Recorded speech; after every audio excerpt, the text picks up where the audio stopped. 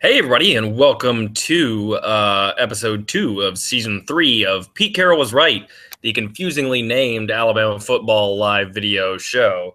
It's Carter and Ben here to talk Alabama football with you, specifically reviewing the win over Florida State last week, and pretty much just that, since thankfully we are not beholden to the wishes of Nick Saban, and we are not particularly interested in talking about Fresno State. Yeah. Yeah, sadly, we are missing Mitchell again this week, but I think he should be back next week. So we will be back to full strength at that point. So we're going to start out by talking about the thing that was really the difference in this game, which is special teams. Obviously, it was a huge difference maker for Alabama in terms of, they had a blocked field goal, a blocked punt, a fumble that they forced and recovered on a kickoff, which basically was the difference in the game. Mm-hmm.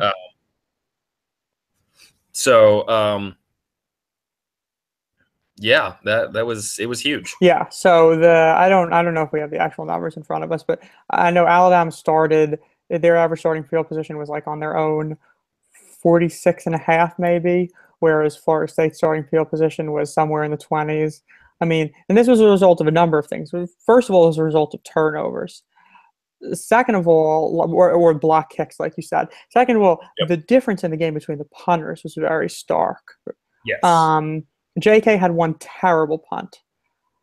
Aside from that, he was great. A couple times he hit boomers to get them out of trouble. At least twice he hit punts to down them inside the 10 when Alabama was in plus field position. So, and going into the game, we knew that I think Logan Tyler, I think is the Florida State punter's name. But we knew that he had kind of been shaky in the past. He was very shaky against Alabama. He hit a couple of very bad punts. He had one in particular where Alabama had Florida State had taken over the ball. Maybe it was might have been a result of JK's bad punt that they had taken over the ball in great field position. They lost yardage, and then he hit like a 15-yard, and then Tyler hits like a 15-yard punt. So, I mean, just all around, Alabama special teams was really good. Trayvon not maybe ready to make plays in the punt return game, but I don't know if there was a lot of opportunities for him to hit returns. The kick return game, I mean, I don't know. They brought out one that they shouldn't have, I think, if I remember correctly. I think that was Ruggs that. Yeah. And I just at this point with kickoff touchbacks being at the 25, it kind of annoys me anytime a guy takes a return out of the end zone, because you just like the odds are against you that you're gonna get past where you'd get if you just took a knee. Yeah, I mean I totally agree with that. I mean, at the same time, I see it from the player's perspective. These kids are out there trying to make plays, and they see these kickoffs, especially Right. some of these guys like a fifth string wide receiver who doesn't get a lot of time anyway, and he gets this kickoff, and he's thinking one thing. He's thinking, this is my chance to impact the game. I'm going to take this to the house. And ultimately, yeah, that's the wrong decision. But I don't know. What can you do about that? Like, can you mandate it from a coaching standpoint that, like, if you catch this ball in the end zone, you can't bring it out? I don't know if you really want to tie your kids' hands that way. You know what I mean? No, I don't think you do.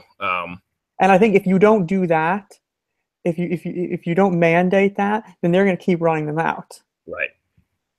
So it's just something I guess you got to learn to live with. Now, the real mistake is not running those is not the ones that you catch 2 yards deep running them out. The real mistake is what Keith Gavin did on his when he fumbled. This ball's bouncing and he's just got his angle to the corner, which, by the way, I thought that J.K. Scott did a great job on kickoffs. He doesn't have the kind of leg where he's just going to kick the ball straight for 80 yards out the back of the end zone, but right. I thought he did a great job angling it into the corner where it would be very difficult to return. And then one time Gavin without kicking it out of bounds. Yep. And then one time Gavin takes it out, and even if he didn't fumble, they were going to get the ball at like the 8 or 9 yard line or something. So you're going to be able to really pin them deep with that anyway, and obviously fumbled. So, and then with reference to the blocked kicks, There was one, certainly with the blocked punt, the one that Damien got to. I read a bit this week. I think it was in an AL.com blurb where they were talking about. They asked Damien about it, and he said that they had seen on film Right. that Florida State was going to use a certain protection, or that when they did use a certain protection that they used on that punt, that if they lined up a guy a certain way, that they could get somebody free to block one.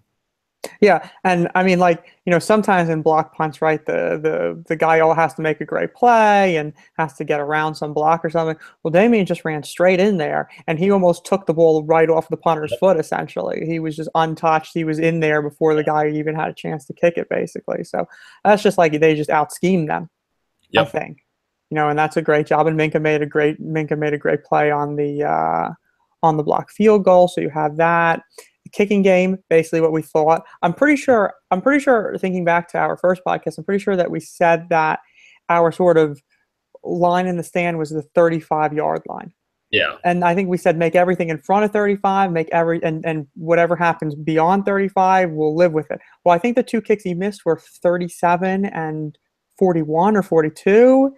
I thought he missed like a 41 and a 42. I thought that the first kick was from the 20.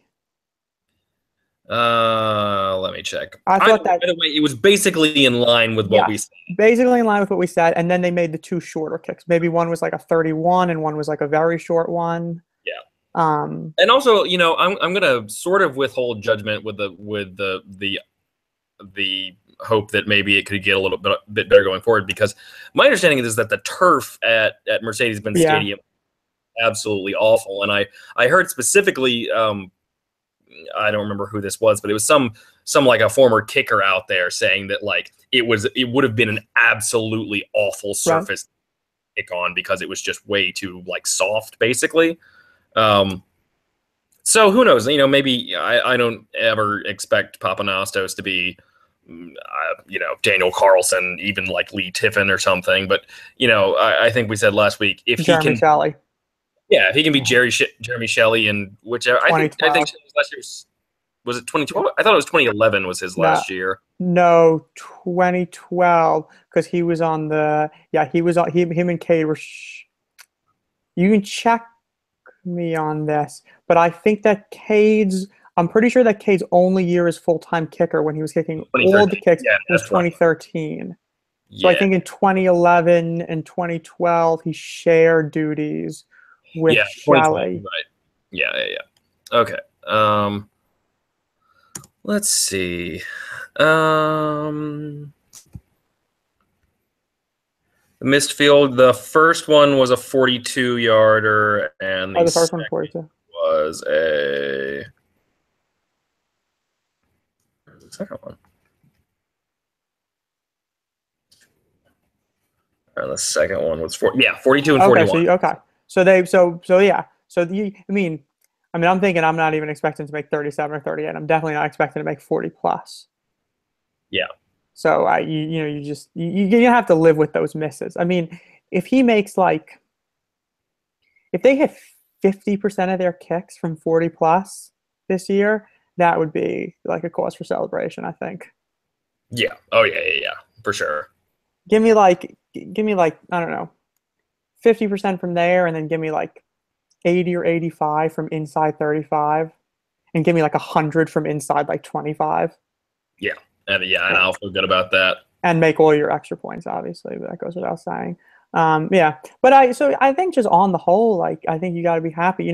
They're not going to have an Eddie Jackson this year that's going to take punts to the house probably, unless Trayvon really shows a lot of improvement. But that's fine.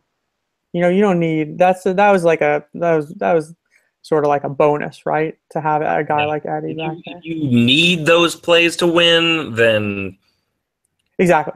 Don't put yourself in a situation where you need those plays to win. Right. But yeah, special teams has been a big issue for Florida State in previous seasons. It continued to be a big issue there. The total yardage was essentially even. Florida State, as we'll talk about later with offense and defense, Florida State's success rate on offense was better than Alabama's. I think outside of special teams, there's a pretty even game, yet the game finishes 24-7. And it's like, well, that's crazy. Yep. that special teams made such a huge difference. Especially crazy and I guess a little bit ironic when you consider that the way Alabama fans think about their team's special teams play. Well, you just got a really good look at a team that really has no special teams play. Right. And I think, I think I may have made reference to something like this last week, but Alabama fans tend to dog our special teams because of the way the kicking situation's been. But like it might be the most important in terms of outcomes. Yeah. But there are other facets to special teams, and Alabama has generally been excellent at those, and they certainly were on Saturday. Right. And the special teams and the thing that they didn't do on special teams is they didn't make any mistakes. Yep. And a huge difference in this game in a number of different ways was that Florida State made mistakes and Alabama really did. Alabama did not play a great game, but they did not make any mistakes. Yep. Or any big mistakes. I mean, they busted coverages a couple times or bad protection, bad job by the offensive line. But they didn't had to throw that. It was probably a bad decision to throw that ball that he ended up catching himself. But yeah. But they didn't make any. They didn't make any like disastrous errors, and Florida State made a number of them. Yep. So and when you have as much talent as this team does, if you go a whole game without making any disastrous mistakes, it's real hard to lose. Right. And they didn't. Exactly. I think you have to look at it this way. We always say that like if the turnover battle is just even, no matter what else happens, Alabama really can't lose most games. There are exceptions. Clemson in the national championship, that's the exception. But there are very few games that Alabama is going to play where it's like that. Alabama might not play a single game this entire season where they face a team like that, where if they just go mistake free, they can't lose. I'm not sure that there's an because it really comes down to offense. Are you going to face an offense as good as Clemson's last year? That's the only way you can essentially be in a game in which you cannot make any mistakes and still lose if you're Alabama. And I don't think they're certainly not going to play like a team like that in the regular season. I don't think. Right. Well, definitely not in the regular season. I don't know. Yeah. Too early to start talking about playoffs, but thus it's never too early. No, that's true. That's a good point.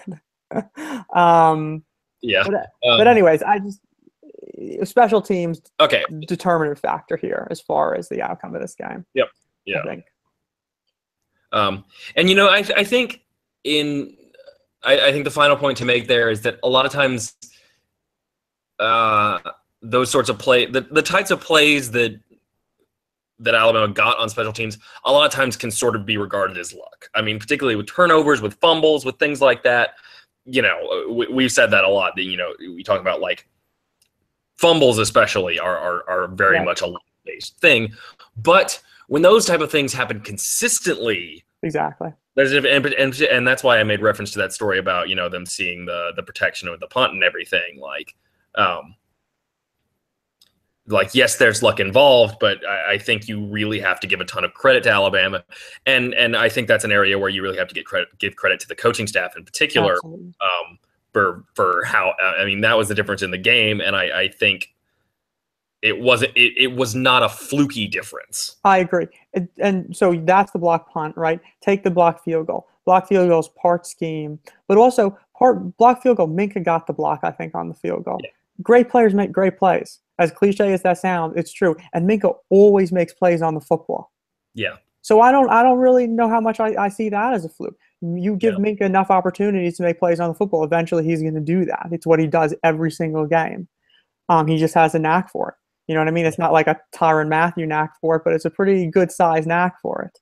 Yep. And then on the punt, on the fumble, on the kickoff fumble, Alabama did not necessarily do anything to earn that, but Florida State made a mistake to put themselves in a situation where something like that can happen. The guy never should have taken that kick out. His blocking is all messed up. Whole bunch of Alabama's players swarming him. Bad things happen when you do that.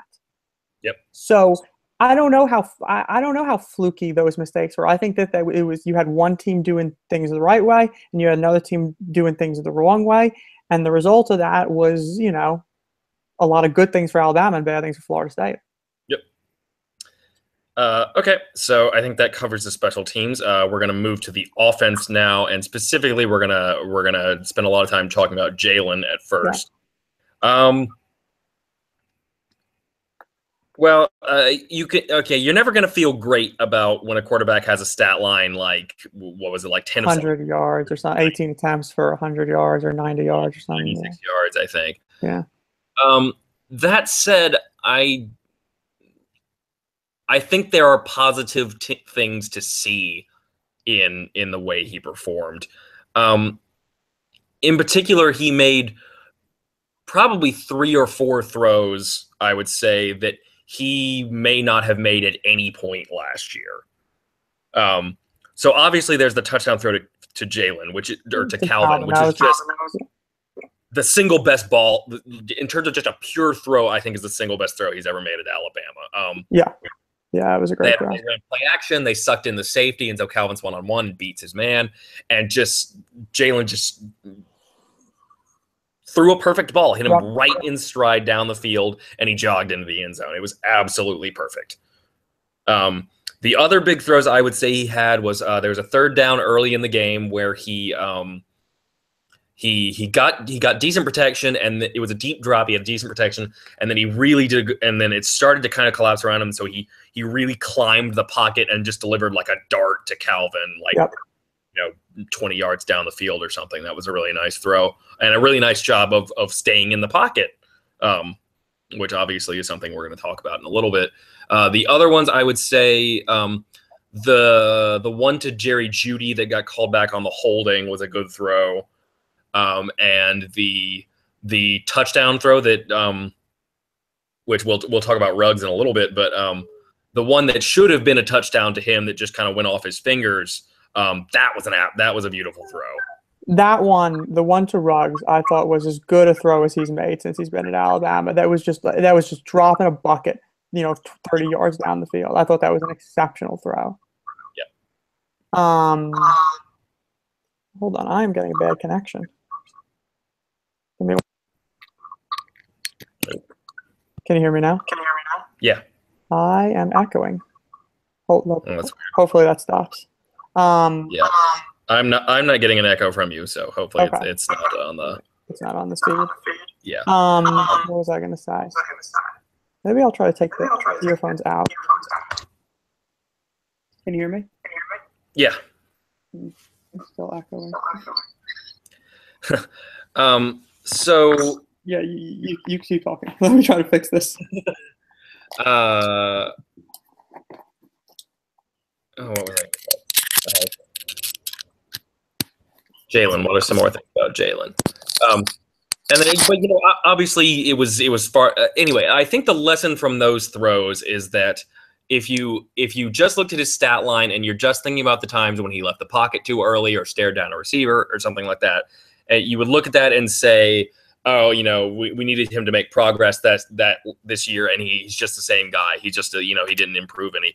I think you can look at those 4 throws and say that those are evidence of real tangible progress. Yeah. Those are not throws he makes last year.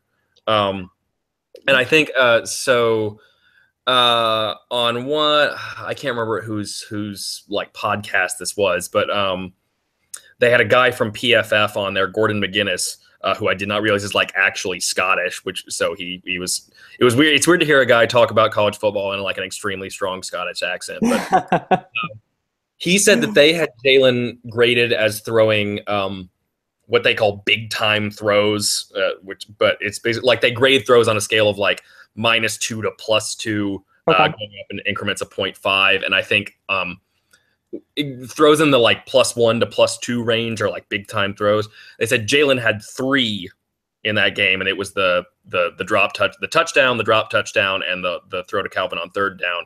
They said he had 3 in that game when he had 15 all of last season. Wow. So that's essentially he's at this, that's making great throws at 3 times the rate he did last year.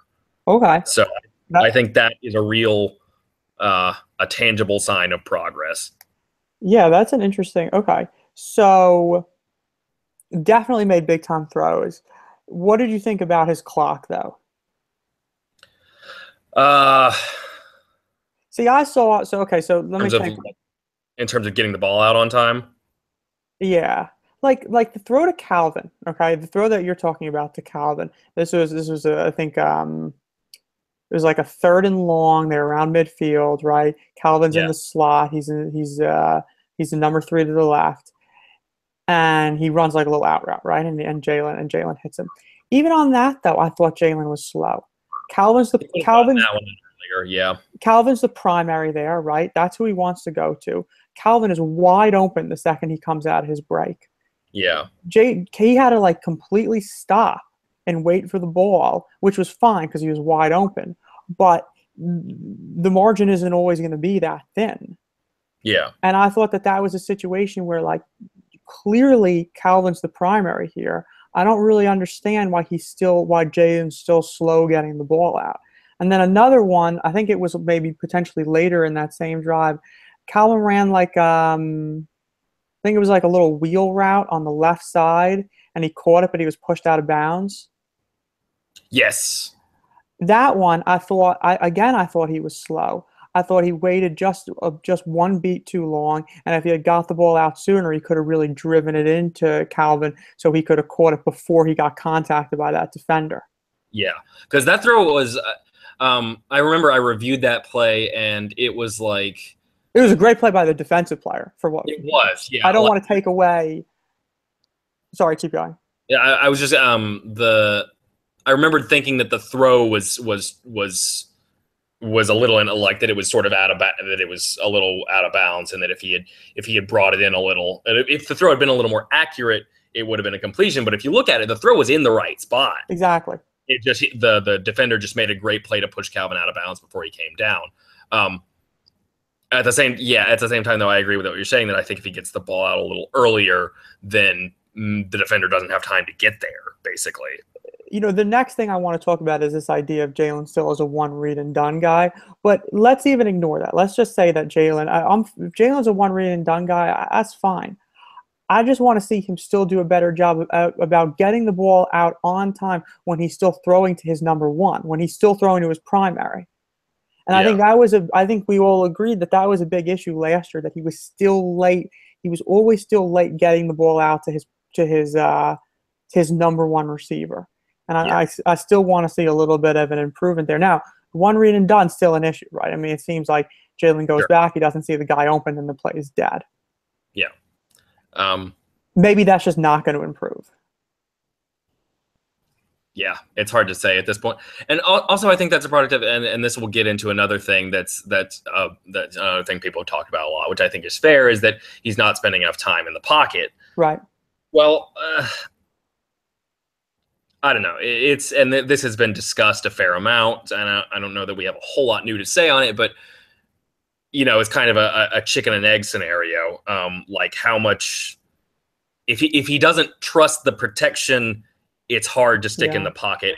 The offensive line really did not give him a lot of time. That's true. Most of the time on Saturday, and that's obviously there are things he can do better there. He can get the ball out faster. He needs to get better at sliding the protections. Which I think actually leads us into, we got a question from someone on Twitter. This is from @McGee the referee, McGee the referee @me the referee, who says, "Why won't Alabama adjust the slot nickel blitz?" This has been an issue. Yeah, it was an issue. Something that teams have been doing since LSU. LSU had so much with Thomas or whatever his name was. Harris or Thomas, I don't remember. It was the guy that basically guaranteed that LSU was going to win, I think. And then he played a great game, but obviously LSU didn't win. So, but yeah, I remember he played a really good game, and they were using him out of the slot a lot to blitz. Right. And obviously FSU did that a lot with Derwin on Saturday, and it worked. Right. So I don't know. Do you have any particular ideas of what they would do to adjust to that? Well, I think there's a couple different things here. So a lot of times this guy comes, right, and it's not now. There was a few times yesterday where it might have been a protection thing, but sometimes like you have 5 blockers, that extra guy comes off the slot. That's just Jalen's guy. Yeah. So You essentially had to put the ball in the space that guy vacates, basically. right, exactly. The thing here is Alabama properly, and it's hard to know this. It's hard to know this just from the TV angle. It's hard to know this without knowing what the actual plays are. But and we're going to get into this too when we talk about the Alabama defense against Florida State, because this is something that Florida State struggles with. But Alabama did not. There's clearly an issue here in terms of their sight adjusts now, or their whatever you want to call it, sight adjust hot reads. So is this a function of the fact that Jalen is just not making the proper reads as far as he sees the blitz come? What's my hot? What's my sight adjust? Are the receivers not doing what they're supposed to do? The way I see it, that blitz comes and Jalen just panics. So I don't know really what's going on the other end, if the receivers are breaking off their routes properly responding to the blitz. But clearly there's an issue on some level of the offense with these sight adjusts. And it's so hard to scheme, so hard to be like, okay, they're going to slot blitz here. Well, we're going to call a play to counter the slot blitz. Because if you call a play to counter the slot blitz, you don't know if they're slot blitzing. And if they don't slot blitz, then you've got a play in there that's not necessarily going to be effective because it's supposed to be run against something that the defense isn't doing. Right.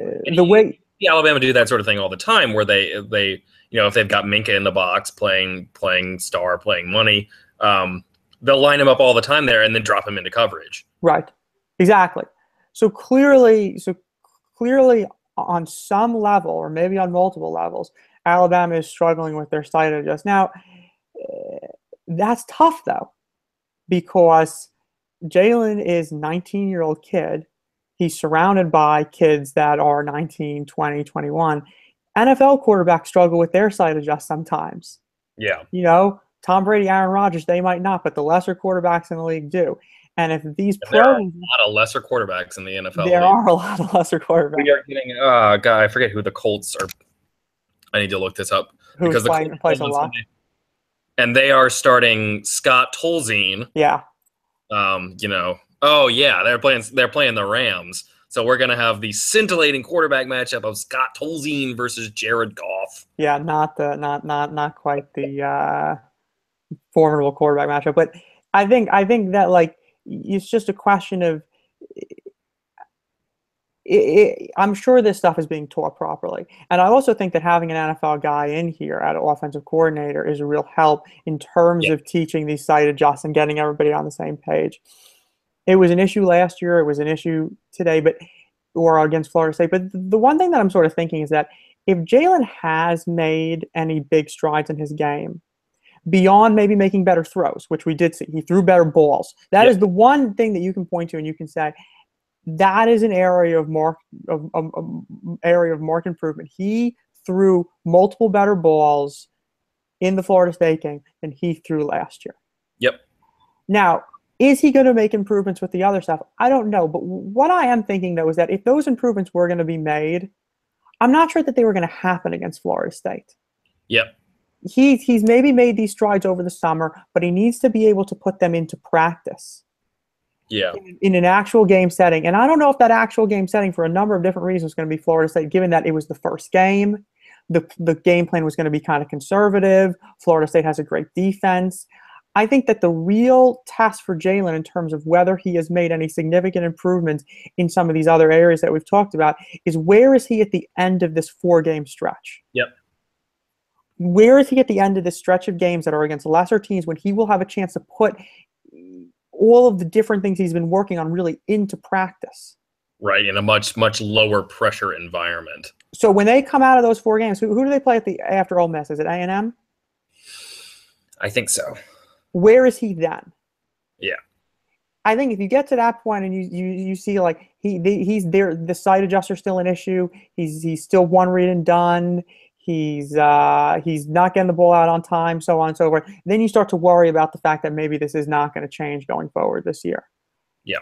But I'm willing to give him till then to see if there's going to be a difference. And I just don't think that difference was going to show up against Florida State on opening night. No.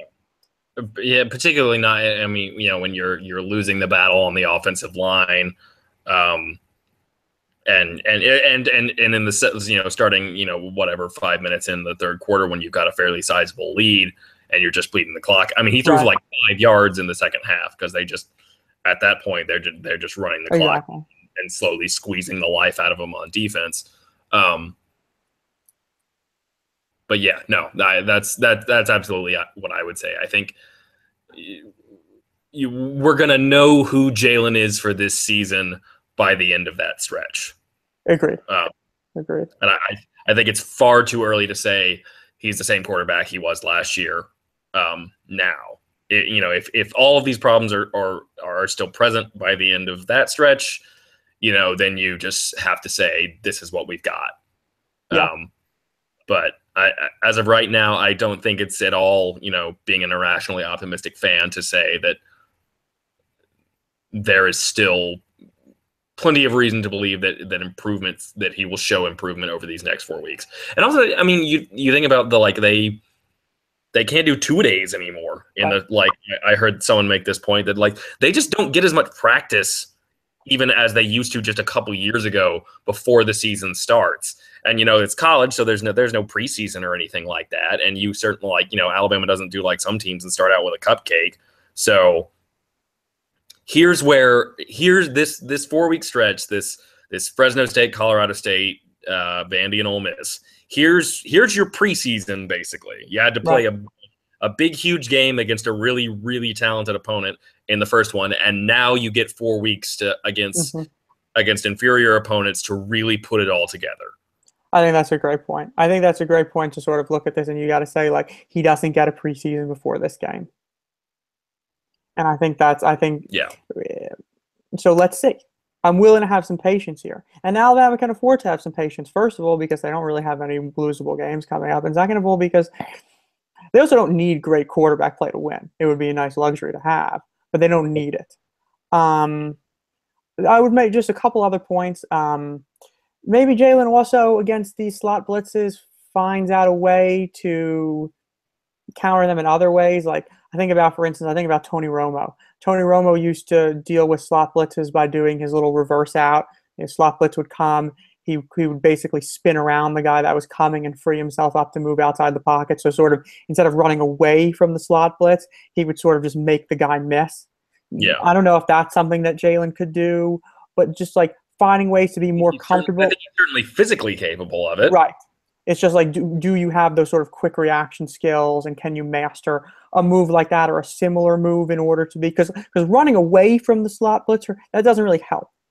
Yeah. Because now the play breaks down, you're moving out of the pocket, you're being chased, you're not in good position. But if you could elude him going toward the direction that he was going in, then you're going to be able to really free yourself up and have some more time. So maybe you can look for Jalen to sort of try to get more comfortable with a bit of an elusive move that he can use to counter those slot blitzes when he doesn't have his sight adjust down pat.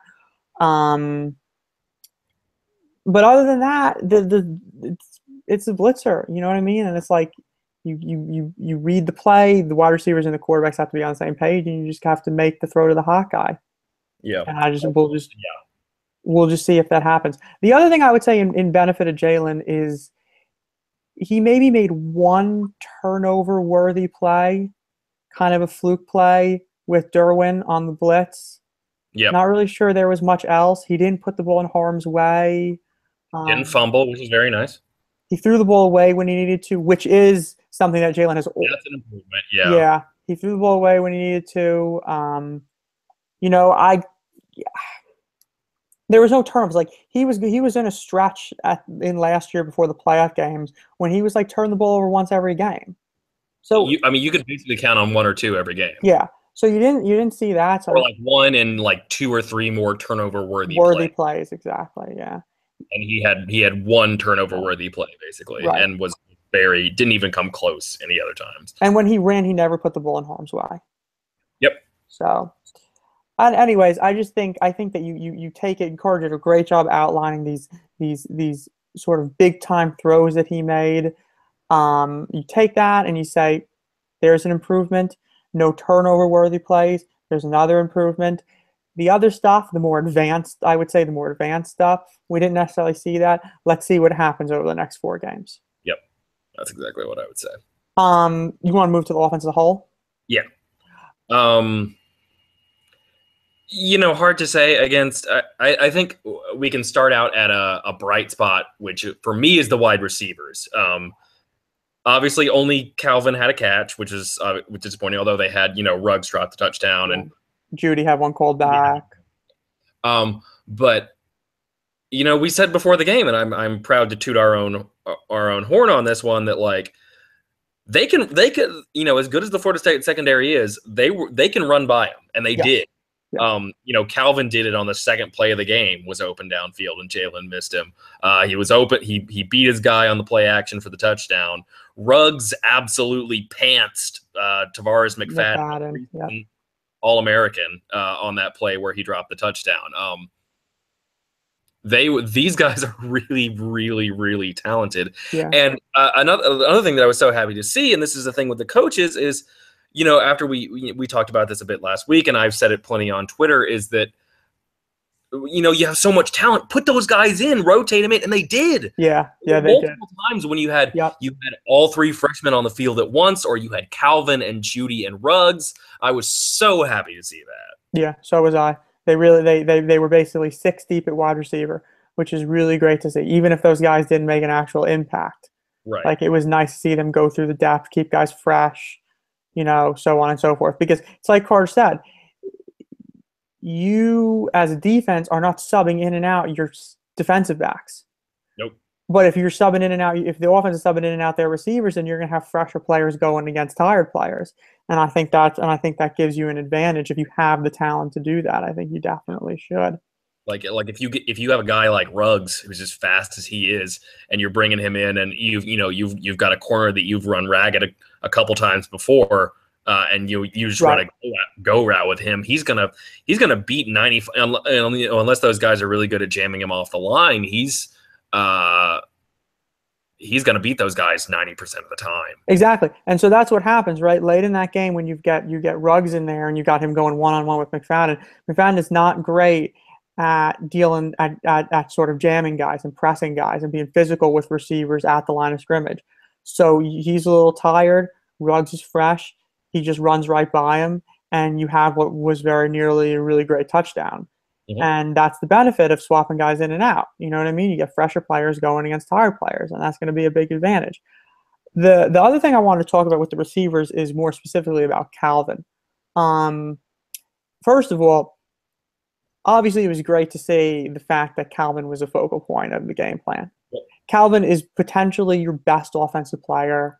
He should be very involved in the offense. He should certainly be more involved in the offense than he was last year. Last year, I understand that's a complicated situation. You have a true freshman quarterback. You have a lot of weapons. Jalen clearly developed a rapport with Ardarius that he didn't necessarily develop with Calvin for whatever reason. Fine. Last year, give that a pass. This year, it's so great to see them come out and for Calvin to be really a huge, huge part of the offense. Yeah. So from a game planning standpoint, I really like that. Yeah. And, people are like, oh, he's locking onto his guy. He's only, the first read. He won't throw to anyone in Calvin. Well, in 2014, Blake Sims didn't throw to anybody but Amari Cooper. Right. And better than Calvin Ridley, but Calvin Ridley is pretty damn good. And so, if you're going to have your quarterback only really looking for one guy, it's nice to have it be a guy as good as Calvin is. And in a lot of games in 2015, Jay Coker wasn't really throwing to anybody besides Calvin. Yep. Up until the national championship, Calvin was the guy every week. Ardarius was sprinkled in there, and he had some good games, but Calvin was getting most of the looks, and that's fine. You want the ball going to your best player because he's your best player. Yeah, I mean it's your Lane Kiffin strategy, in the sense of you find your best guy, you exploit the mismatch, and you just feed that guy over and over again, and exactly. Kind of did that for more so for 2 years in 2014 and 2015 at Alabama, but set all kind of offensive records and won 2 SEC titles and 2 playoff berths and a national title in that time period. So, and I also think, and I'll also say that I thought that they did a great job moving Calvin around. We talk about that third. We talk about that third down. I wanted to make 2 points about the third and long pass that we've talked about previously when we were talking about Jalen. where Calvin was lined up as a number 3 to the left. First of all, great job to move Calvin around. Right? Yeah. Get him leverage some matchups in your favor by getting Calvin either on non-corners or lesser corners by having him work out of the slot, stuff like that. I really like that. Second thing is that watching that play, I really felt like he looked so explosive on that play. Mm-hmm. It looked to me like he was like coming out of his break. It was like he was shot out of a cannon or coming off the line of scrimmage and then coming out of his break when he snapped the route off to the left. I mean, he was so quick. And I really don't know if we saw that last year. Makes me wonder No. if he was dealing with a little injury or something last year. But for whatever reason, he looked way more explosive last night, or not last night, Saturday night, than he did last season. To my eye. I agree. Well, and just that was, we've had this continuity of great wide receivers going from Amari to him, and that was sort of the point you could make in part of the reason why Amari was a better player was that his technique was so good and his routes were so crisp and his breaks were so clean that he could get open basically at will. Right. And Calvin, for all of his speed and for all his ability, was never quite that clean with it. Yeah. But I thought in terms of the routes he ran Saturday night, it was as crisp and as explosive as I have ever seen him, doing things like that. And he was also to me, he was so mentally checked into the game. Like I think it was the second play after Damien's long run, they threw a shot down the right sideline where Calvin got open. Ball falls incomplete. Jalen overshoots him. But Calvin turns around, and I don't know if he's doing something. He's very emotional. He's yelling at somebody. Maybe he's at the Florida State sideline or something. But he was so clear that he was very checked in, very ready to play in this game. Well, and it looked like he turned around, and it looked to me like he was kind of gesturing, and it looked like he was telling Jalen like I can beat this guy all night. Like throw it down, like just get a little let me run under that, and I can beat that play. Yeah, like I got this guy all night. Like just throw me the ball, and that's what I want to see from Calvin. I want to see him be that sort of assertive and dominant player because it was almost like last year. It was like he sort of took a back seat to everyone, and I don't know if we saw that sort of tenacity on the field that I saw from him on Saturday night. You want to act. I wanted to see him go out there and act like one of these wide receivers who's going to get it done on every play and who's so mentally checked in and ready to make big plays. And look, Alabama under Nick Saban has kind of a little trend here where their great wide receivers have a great freshman year, not such a great sophomore year, and then a great junior year. Happened with Julio, happened with Amari Cooper, and it's 2/3 of the way there to happen with Calvin Ridley. Yeah, so I think that if Saturday is any indication, that's exactly what's going to happen. Exactly. He was stellar. So I'm super excited. I'm super excited about Calvin. The only negative thing that I would have to say about the wide receiver group in general is that again, it's the first game. So it's sort of in the same way that you talk about Jalen needs to show, you need to give Jalen a chance to improve against the lesser teams. Same thing holds true in other areas. But I want to start seeing some stuff from Robert Foster. I think you know where I'm going with this. Just like he wasn't even on the field. Yep. I don't think he got a target. Did he get a target? Nope. And we can say other player, no wide receiver besides Calvin had a catch, but they were more involved. Maybe not Cam Sims, but the freshman. You saw things from Ruggs and Judy that got you excited. Right. And Cam Sims is never going to be an elite player, maybe, but he was a great blocker.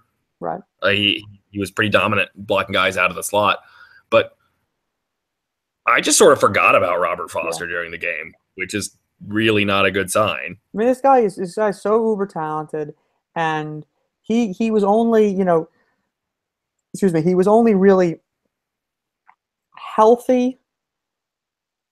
You got two issues with Robert Foster, right? You've got health and you've got role within the offense. Well, looking back before the season, there was only one time where he was both healthy and had a role within the offense, and that was 2015 for the first 2 games.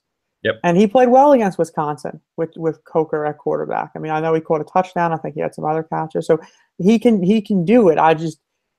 You just start to worry when he's like he's not even on the field. Right. If you like, you're going to have a great year from Calvin if he stays healthy. I don't have a doubt in my mind that that's going to happen. If Robert Forster can just play a good supporting role, then you're set at wide receiver, knowing that you're going to get some impact from the freshman also. Right. And Nick loves the freshmen. I think I heard a quote this week from Nick about those freshman wide receivers, basically saying like he doesn't know if he's had a more talented group, something to that effect. Yeah. Well, I mean, it says something that, I was, because this is the kind of person I am, like 3 weeks before the opener, I was thinking about like, what's Alabama's offense going to be? What's Alabama's team going to be like in 2018? It's like, well, the defense is going to be interesting because you lose a lot of guys like Right. at all different levels.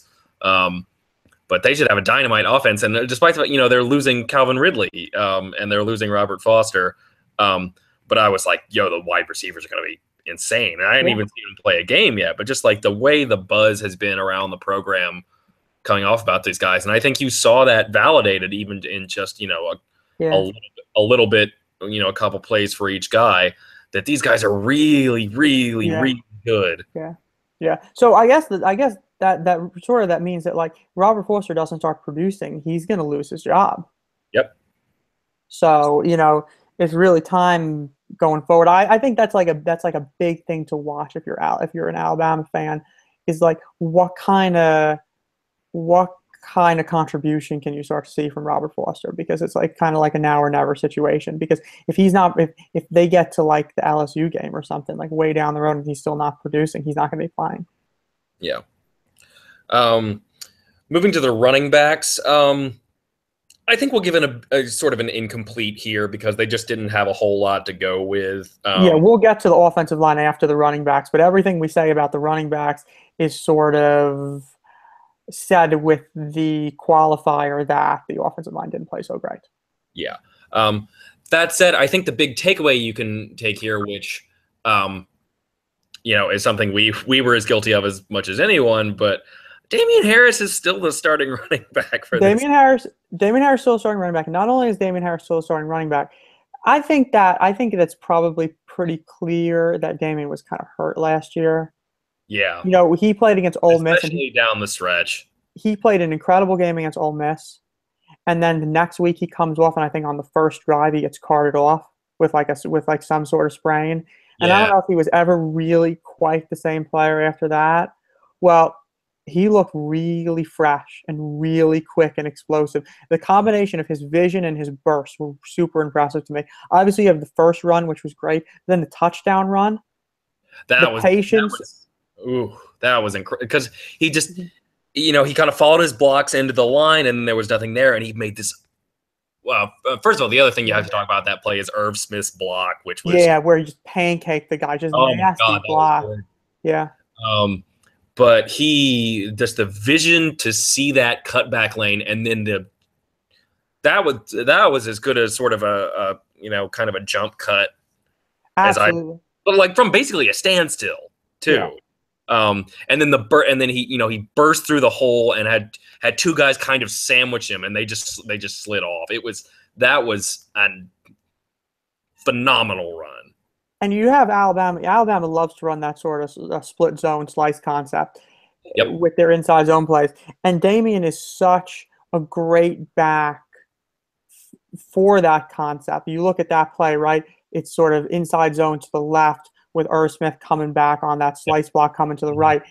Damian's patient, he presses the hole to the left. It's not there. He lets his offensive line sort of wash the play out. He hits that jump cut back into the hole between his offensive line and Irv Smith, and then bursts into the end zone for a touchdown. It was basically perfect. Basically like a textbook run. It was almost like this is like a 2012 Eddie Lacy almost, with like patience, press the hole, jump cut, burst through.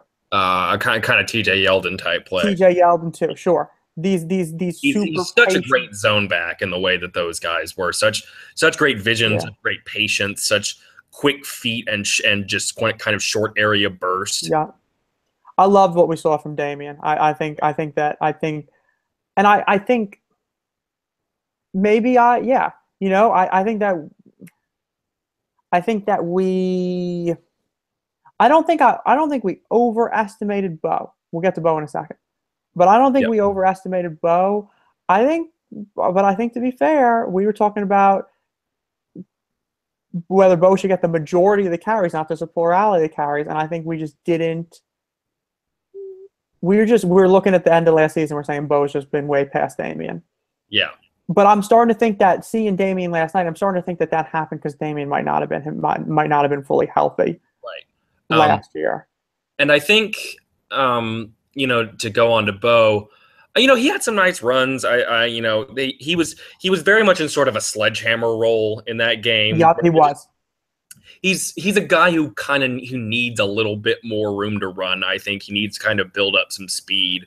And he just didn't really have a whole lot of room on Saturday. But he had, especially late, Florida State starts to wear down. I don't think he had to run longer than like 9 yards, but he had some nice ones where he kind of in the fourth quarter, right? He had some good yeah. he had some good pops in the fourth quarter, definitely. So that's nice to see. It wasn't the game for look, outside of a couple runs by Damian, they didn't really have much on the ground the whole game until the end. So I don't necessarily think it's Bo. I don't know if they made enough of an effort to get Bo outside the tackles. No, yeah, I think I would have liked to have seen more of that. So maybe that's something that we'll see more going forward. I think Bo can be very successful between the tackles, but I still don't think that's his sort of. Damian is best between the tackles, right? I still think that Bo is sort of best when you can kind of get him off tackle. Yeah. Another point I think should be made. I think it's pretty clear that Damian Harris is their best pass protector. Yes. Yes. And this doesn't because there's much more to pass blocking as a run block than kind of taking guys out. It's much more about recognition and knowing where you're supposed to be than the sheer, because most of the time as a running back, your main job is just to slow a guy down and not to pancake him. But there was one play where Derwin and Damian just took him out. Yeah. I really enjoyed that.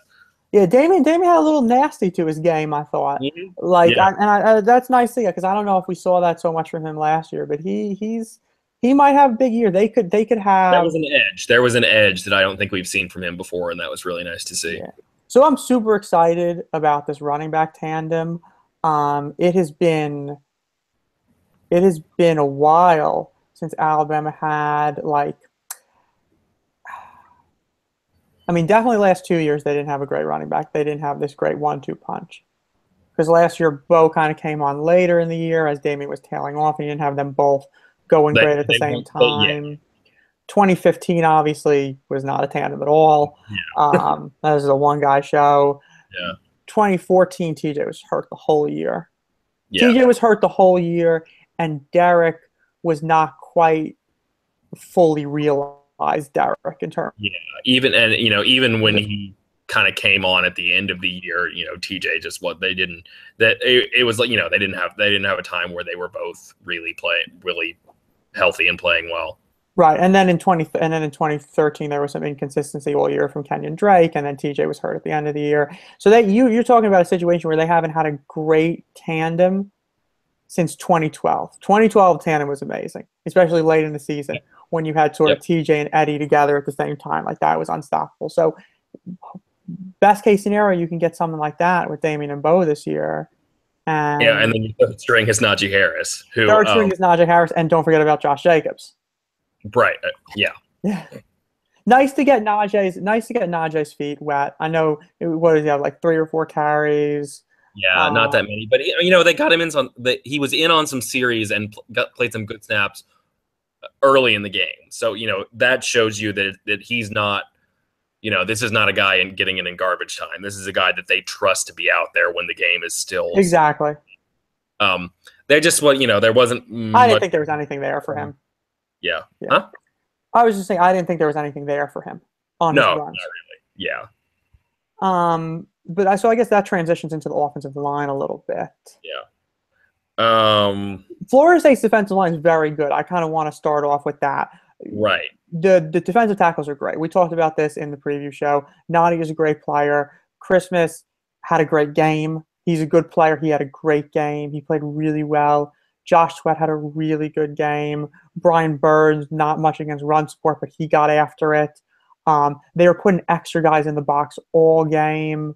Bud Elliott did a good job sort of showing what they were doing by basically playing like a 5-man line, taking one of their linebackers and putting him over the tight end to space Burns out. So Alabama was dealing with a lot of guys coming up at the point of attack to try to play the run and stuff. So they certainly had their hands full. Yeah. This is far and away the toughest front they'll face until at least LSU. Yeah, and I think the best front they'll face. I think Arden Key might be a better edge rusher than anybody. Yeah, but not the. I don't not think the LSU, full front.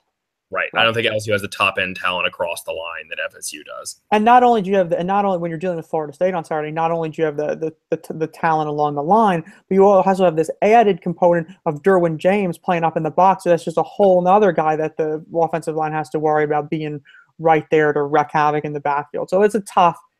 I would say this. This is what Alabama had to deal with in terms of the talent and the scheme and stuff like that on Saturday is the sort of things that teams deal with when they face Alabama. Yep. These are sort of issues that the offensive line, maybe not 2016 Alabama because that's a different class, but they're still, these are the things that you have to deal with when you face great defenses. And Florida State has a pretty clear top 5 defense. And I think the point I made earlier about Jalen, with having no preseason and not having as much practice, I think is something that very much applies to the offensive line too. Right. That's totally true. Now, I did not think the interior of the line played well. They got beat too many times. Yeah. Like Lester Cotton is a very physically gifted player. It's very inconsistent, though. Inconsistent. He's still very inconsistent. There's the bust too. You know what I mean? There's times releasing to the second level, stuff like that, when you shouldn't necessarily be doing, or not getting up to the second level when you got to get up to the second level. Just some sort of inconsistent play in terms of within the scheme of their zone concepts. Yeah. And then Ross Pierce-Baker was kind of the player that we knew himself. He's gonna have a tough time against these more talented defensive tackles. Right. He just when he ends up with those guys one-on-one, it's gonna be tough. A guy like that it's tough. Right. And then Bradley Bozeman is a great player. I didn't think he had a great game though. No. I didn't think so either. Not a very good game. He's not the most talented guy out there, so he's going to struggle with those guys. Not as much as Ross is, but also I thought he made some kind of mental mistakes that he doesn't normally make. I think you have a situation here where it's just a tough spot for the offensive line because first game, a front as good as Florida State's, that's tough. They didn't. The one thing I'll say, we'll get to the tackles in a second, but the one thing I'll say is that I don't think that they had a negative play in the run game. Could that be? I would be shocked if there wasn't like one or like a couple, but maybe. I really thought there wasn't. Certainly Jalen got stopped behind the line of scrimmage with some sack. But on the designed running plays, but like when it was designed to go to the running back and it did. Yeah. I certainly don't remember one, Well, think about like the 2015 offensive line. Exactly. That's what I was just thinking with the right side with Shank and Dom Jackson busting plays left and right, like that Tennessee game, which was just a nightmare. Like you have to their credit, right? They didn't really allow the sort of penetration on run plays That's a really good point. So this sort of goes back to what I was talking about before when we were talking about special teams, about how Alabama, they didn't necessarily play great, but they didn't make mistakes, or at least they didn't make very costly mistakes. Yeah. The offensive line didn't play great, but they didn't have these like terrible busts that led to 4-yard losses on first down. And when Alabama faced 2nd and 14, the drive's basically over. They didn't have those plays. Yeah, that's a fair point. And that's something to feel positive about in this first game where, they didn't play great, but they're going up against a great front, and they didn't shoot the offense in the foot constantly. No. They weren't gashing them. They weren't washing guys out of the play. They weren't creating 15-yard runs, every drive. But they kind of played it almost like a little bit of a stalemate, sort of. Yeah, yeah. I mean, they didn't dominate, but they didn't get dominated, which against a defensive front as talented, particularly because Alabama's weakness on the offensive line is in the interior, and that's the strength of Florida's defensive line. Right. That Exactly. it was sort of a mismatch there talent wise, and they didn't, especially in the run game. They kind of played it to a stalemate. So Right. I mean, obviously they need to get better pass blocking, but Yeah. Now, if we talk about the tackles here, Jonah had a pretty good game. yeah, He he had a gave up couple. a couple pressures. I think it was far from his best game, but we know who Jonah is, and he's he's good. He's And good. they got some guys that really can get after the passer. Yeah, Josh Sweat definitely, especially Brian Burns. Brian yeah, Burns has a little Tim Williams in him in terms of that incredible speed and bend off the edge. yeah. That's a very tough guy to have to deal with if you're an offensive tackle. Now When on we talked about Sweat last time, and I said, he's going to have to show me the sort of he played consistent well. effort and consistent production, and he did. He was Yeah. really, really good. Yeah, he played well. They schemed. They sort of did a good job scheming ways to free up Brian Burns. So yeah, they got a lot out of their ends, and I think that's a tough spot. But Jonah played well. You know what I mean? Yeah, He didn't play like a great game, but he played well. Now the other side is interesting. I don't think he had a whole lot of busts necessarily, yeah. but I think you could sort of see kind of Matt Womack's kind of summarized as a player in the sense that he was like a 3-star, there's a and talent issue. you could see why. Exactly. But you could also see why he got a starting job. Right. He was mostly pretty solid. Like you said, he didn't have a lot of busts. He opened up some holes at times in the ground game. I In think both of Damien's big runs, I think he had a key block yep. The big one, the big one on the first to play open and the the touchdown game. run. Yep. He and it was him and Hint just on the first play, and him and Smith on that split zone on the touchdown. Yep. But he did a good job generally, but also you could see at times that he was just not. You can sort of see why that Saban seems to kind of want Jedrick Wills to play if he's ready, Yep. because Womack is definitely an athletically limited player. I mean, you pointed out to me That one play. this one play. It was right after Mac Wilson's interception. He just got pancaked by a linebacker or It was something. Jacob Pugh who's the Jacob Pugh, that's Sam right. backer for them, who's like 6'4", 250 pounds, and I think he got his pad level too high. He didn't Yeah. hit, like he released too high out of his stance, and Pugh kind of got his hands up under his pads and just drove him like a yard back. Like it was really like a guy who's 60 pounds less than you really Right. dominated him physically. And that didn't happen a ton, but you could see the talent limitations. And so I think I would expect to see Wills get some time over the next couple of weeks, because I think all of the things being equal, you really want that guy. You want that guy with his athleticism and his sheer talent on the field if you can. And that's not an insult to Matt Womack. Like I said, I think you can see why he won the job, but if technique is equal, you want the talented guy out there. Right. And I just want to bring this back to something we discussed last week. I think you made the point that you can look at this two ways. On one hand, you could see, oh man, Jedrick's making a late push at right tackle. That's a bad thing because it shows that the current guy isn't getting it done. Or you could look at it and you could say, this is a good thing that this guy's challenging him because it shows that Jedrick's playing at such a high level that he's forcing an issue for that starting job. And I think that what we sort of saw confirmed on Saturday is that it's a good thing. Yep. Because Womack is not a disaster.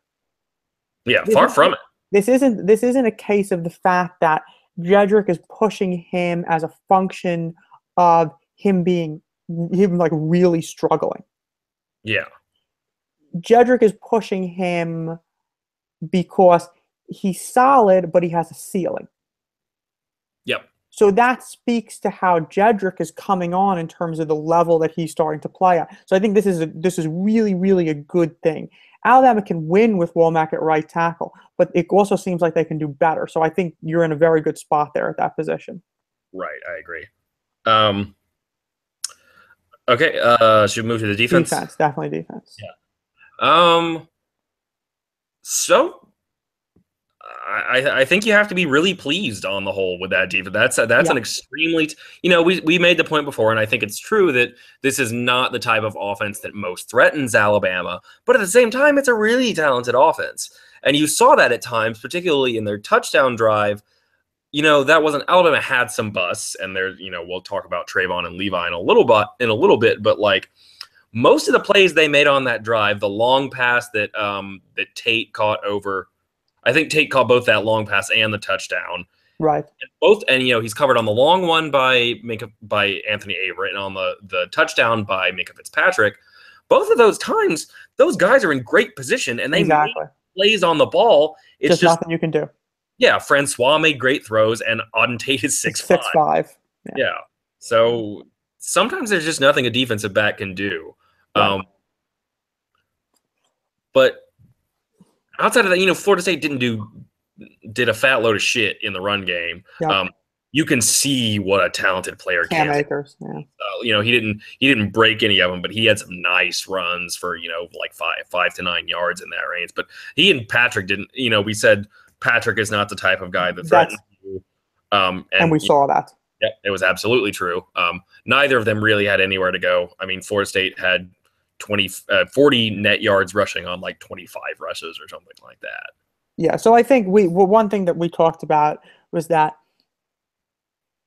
if Florida State was going to have success running on Alabama, it was going to have to be because they're playing a guy like Akers, right? But they also weren't ready to play a guy like Akers. They weren't ready to play a guy like Akers enough in this game to the point where he was going to be able to have that impact. And that's why they just ultimately were not going to be able to run the ball on Alabama, because Patrick is not the guy that is not the sort of guy that can do that. And Akers might be it probably is the sort of guy that if anybody's going to have success running the ball against Alabama, it's him. But he just wasn't ready to carry that sort of load in his first game to do that. So they just weren't able to have any success running. Now, as far as what we saw from the defensive line, specifically, get the first guy out of the way. Deron Payne is a great player. Even better than he was. Like I think we said that you want to see him kind of step up and just be a really dominant guy. He's better than he was last year. He's a true 3-down guy now. I saw him out there with the rabbit rushers package, dime rabbits. He was chasing down guys from behind 3 yards down the field. That's really, really impressive. I wanted to make a point about the sort of the fact that like he's chasing guys down like 3, 4, 5 yards down the field on like runs or screen passes or something. First of all, it's incredible for a guy of his size to do that. Yeah, it's a testament to his work ethic. It's a testament to his motor and his just basically like how hard he's working. And he played a lot of snaps in that game to be doing that. But I also want to say something about Alabama in general. Their best defensive tackles have always done that. A'Shawn Robinson used to do that. Jerron Reed used to do that. Jonathan Allen used to do that. These kids play so hard. Yeah. Alabama's star players at defensive tackle play as hard as anybody in the country. Like these guys, it's not just like a talent thing. They work so hard and they play every play to the whistle, no matter how involved initially they are in that play. Yeah. Like I'm not trying to sit here and like wax poetic about Alabama's work ethic or anything, but you don't see that all across the country. You don't see the effort. I mean, think about what I said about Sweat, which I think was a fair criticism at times for him last year. That he wasn't giving consistent effort. You saw it with Jadeveon Clowney when he was in South Carolina. Yeah. Like you see, these, there are reasons that you like to rotate defensive linemen, because when these guys get tired, they get tired, and there's not a lot of coming back from it. And so at times it's kind of reasonable for those guys to take plays off, but these guys don't do that. Exactly. I mean, you got Ashawn. Yeah, you got Ashawn a couple years ago, who's 40 years old and he's got bad knees, and you know what I'm saying? And he's like, Yeah, yeah. he's Ace got a pension now, he's man. rushing the passer. They throw a screen pass. The guy's running down the sideline, 5 yards down the line of scrimmage, and there's Ashawn running to him down from the backside. Somebody slows him down, and Ashawn makes a tackle. That's crazy. Yeah. That's crazy. So I just wanted just a little bit of a shout out to how hard some of these kids play, no matter whether they're the best player or sort of a middle tier player or one of the lesser players. Like, they play really, really, really hard, and I think you just have to love that, and you just have to be appreciative of that. And I think and a good example of that is a guy we can talk about now, someone who we've been sort of wary about and who were not particularly high on the overall talent level. But Josh Frazier got out there and tipped 2 passes at the line, shades of Dalvin Tomlinson out there. And, I don't think Josh is ever going to be a guy that is really is really doing a whole lot more than eating space out there. But, if he's getting after it, if he's looking at the quarterback and he's timing it and he's knocking those down, that's very much an effort thing. Absolutely. And so I think you really have to commend him for that. The thing I'll say about this defensive line on the whole that made me feel good was we're just going to have to get used to this year that they are not. I mean, we got absolutely spoiled the last 2 years because exactly with the depth and the talent, you just don't always have that. Right. Like, even if you recruit the way Alabama does, it just doesn't come around that often. Right. Have defensive lines that are that disruptive, that talented. They're deeper than last year, I think, though. Because last year was basically a 4-man rotation. Right. So you're thinking you've got, how many guys are you thinking you have this year as playable guys? Based on what you saw in the first game. I think 6. So you're including Williams too. Yes. Because he got some non-garbage snaps. Yep. And Raekwon didn't play a ton. I think Raekwon will play more as to be expected considering his situation. He wasn't practicing, but even that, though, even to think that he comes in and makes one of the biggest plays of the game for the entire defense. That was true. And his highlight play last year was that sack where he got against Mississippi State, where he locked up with the guard immediately and just drove the guard all the way back into the quarterback, which is a play you sort of expect a guy like him to make because he's 6'7", 300 pounds. You expect a guy, if he's out there playing, that he's going to be that kind of powerful, or not expect it, but like you would see that. That's what you want, right? That's what you want to see from a guy like him. But that one, he looked like Jonathan Allen out there, man. Exactly, just the quickness on that move. Did kind of a swim move past the guard at the line, and then just ran him down. Man, a dude that big shouldn't be able to move that fast. That was very exciting to see. Like if you can get him playing at that level with that sort of surprising quickness, and you pair him and Deron Payne up together, that could be a very, very formidable duo there in the middle. In 4-man fronts, if you put Deron Payne at 0 tech and him at 3 tech, Yep. Oh. Now, the other guy I was really impressed with, I thought Bugs had I thought he played well. Yeah, I thought he had a number of penetrations. Yeah. He didn't make a sack or stuff like that, but he was consistently in the backfield. Right. Deshaun Hand.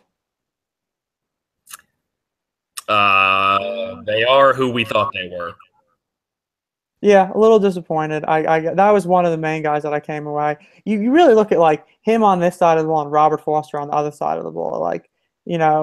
It's kind of now or never, right, for these guys in terms of whether or not we're really going to show stuff. Now, I think that Deshaun Hand, I think he can set the edge reasonably well. You know what I mean? I think he can. He's not a liability. Yeah. He's not a liability out there. The question is that are you ever going to get to the point with him where he's going to be able to give you some splash plays? Yeah, and I just don't know. Yeah, and he had a couple plays where now I'm getting the echo. I hope that's not on the video. he had one play where I think he might have had a sack or forced a bad throw if he hadn't slipped on the turf right before he. Oh, right. I think that was on the long. It might have been the long pass that Tate caught over Averett. But yeah, that was a play for him. Otherwise, I don't think I would say he was anything more than solid. Yeah, I would agree with that. We want to transition out to the inside linebackers. Sean Dion Hamilton played a great football game. Fantastic. He was everywhere.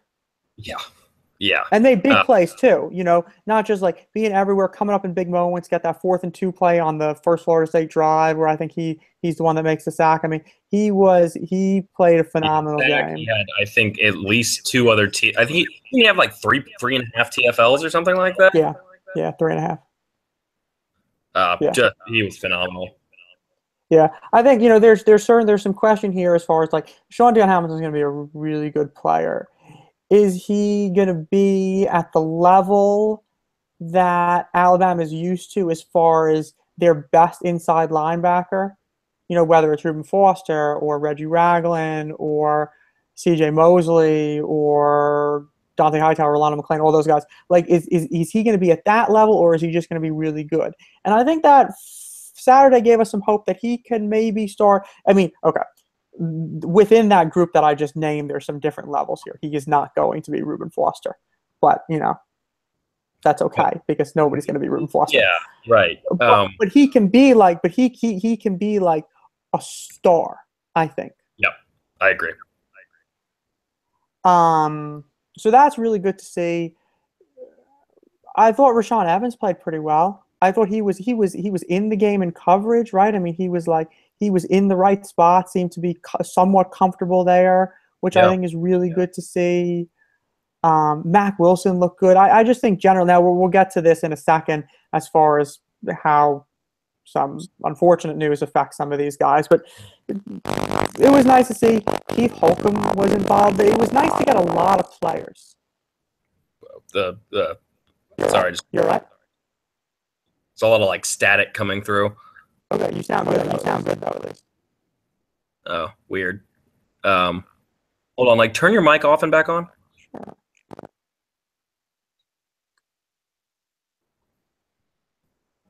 How's that? Better. There we go. Perfect. Okay. Yeah, they basically had 4 inside linebackers get a lot of time, and I thought they all looked really good. Even Keith Holcomb, who is a guy that you're maybe not as high on from an athletic standpoint as the others, but he looks good. He was even from the beginning before Rashaan got hurt, he was the inside linebacker in the dime package, which was, I was like, okay, but he was. Whether that's there's something they're doing because they're finding roles for guys, or they just want to rotate more to keep guys fresh. I thought he acquitted himself very well.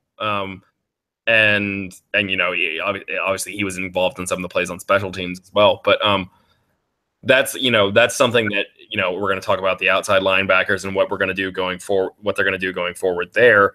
But I now feel extremely good about the possibility of like moving Rashaan or Dylan Moses to outside linebacker full time, because I feel really good about the depth at inside linebacker. I think they have 4 guys or 5, including Moses. I think they have 5 guys who are ready to play.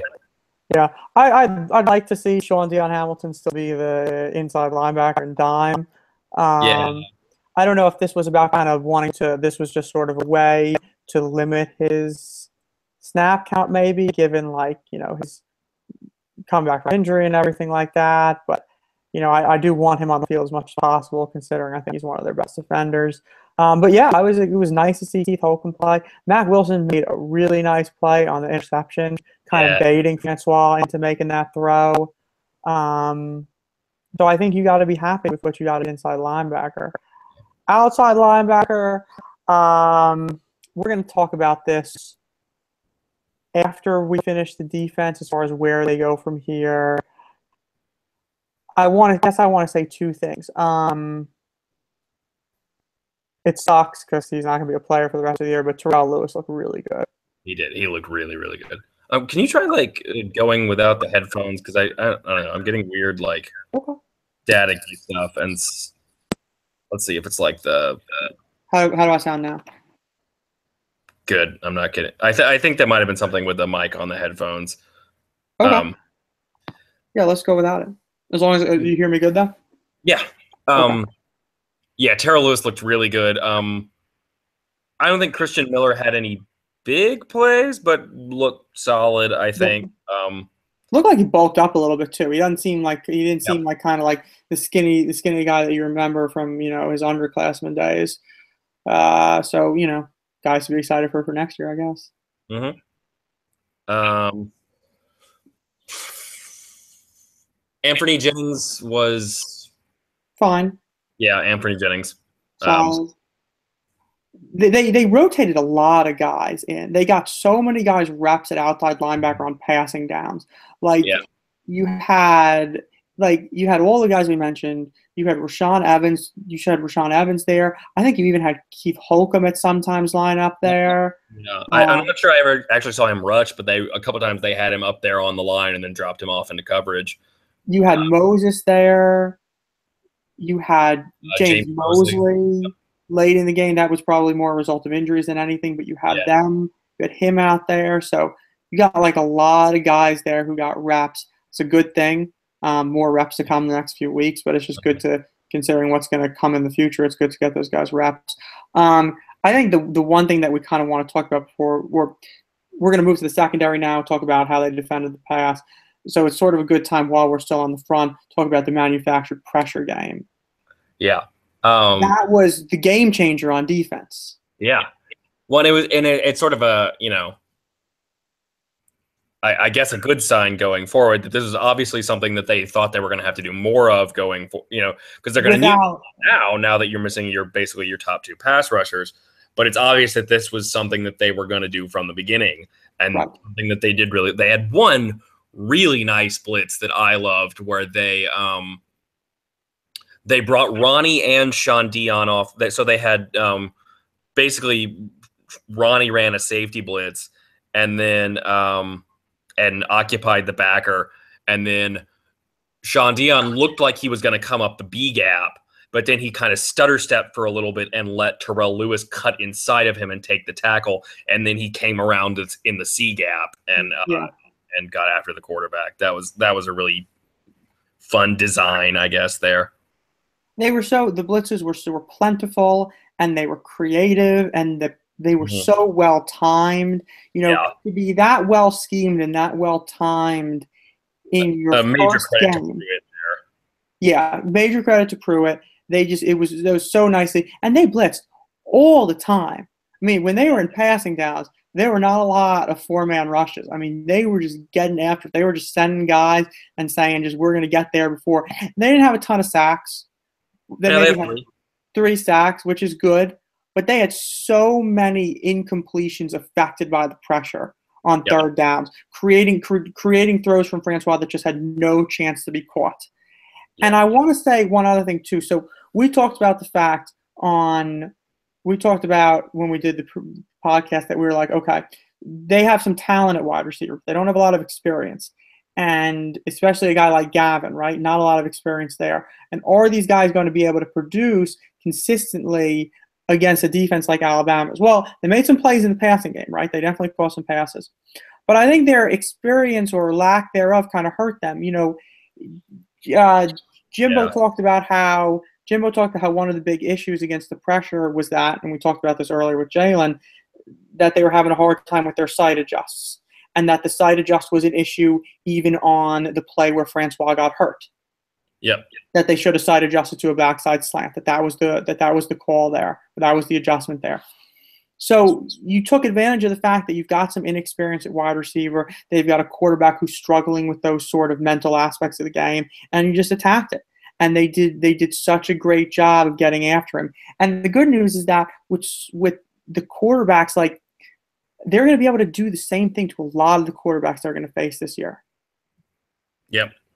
Like, there's not a lot of quarterbacks that they're going to face this year who I'm like, man, I'm worried about that guy carving us up under pressure. Like, I don't think I don't think there's a lot they're going to do that. So I think this is something that you can feel really good about going forward in terms of Alabama's ability to affect the quarterback by bringing more than four guys on passing plays. Yeah, and even let's go full Gump here and think for a second about like who are you potentially going to play in the playoffs that could do that? Right, right. Not J.T. Barrett, that's for sure. Maybe Baker Mayfield. Maybe what's his name? Kelly Bryant. Is that his name? At Clemson? Yeah. Sam Darnold.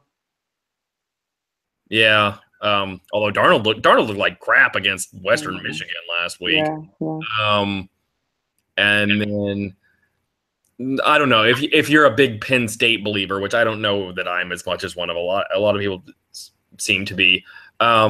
I don't know if Trace McSorley is that guy. He really bombs away deep. I don't know if he's the kind of guy that's going to carve you up on hot routes and stuff like that underneath if you're really bringing the house at him. Anyway, that's looking way ahead. Part of the reason they feel so comfortable blitzing, I think, is because there's been plenty of talk that this secondary could be a strength of this team, and I think it absolutely is. I think aside from a couple busts by Trayvon, they were fantastic on Saturday. Yeah, so Trayvon had a rough game. He comes right out on the first two series. You're talking about multiple mistakes. The pass to George Campbell seemed like it was all him. There's a couple others. Maybe the third down where Francois missed the guy on that little rollout, that 3rd and 2 right before the 4th down. There was a few that clearly was not Trayvon's best game. I don't know what they're going to do going forward there. But clearly the coaching staff made a really good decision to pull him when they did, because they put in Levi Wallace, and obviously there's some concern about Levi Wallace just from talent standpoint, but he played really well. Really well. He had a couple really nice plays. I think there was an RBR piece that highlighted this, but had a couple nice plays in run support. And then on a screen. Yeah, and the interception was about as if you're gonna write a piece teaching trail technique. Exactly.